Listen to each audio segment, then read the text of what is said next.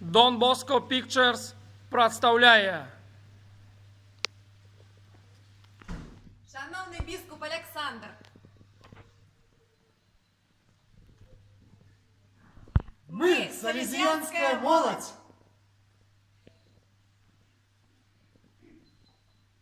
яка зараз знаходиться у Германії.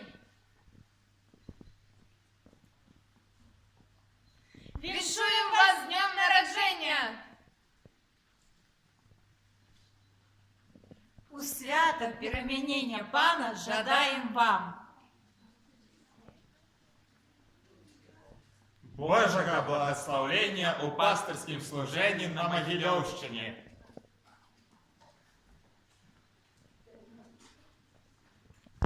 дару Духа Святого у керуванні костьолом на Білорусі. Как вы могли про свое пастырское служение переменять сердце людей и вести их до Бога,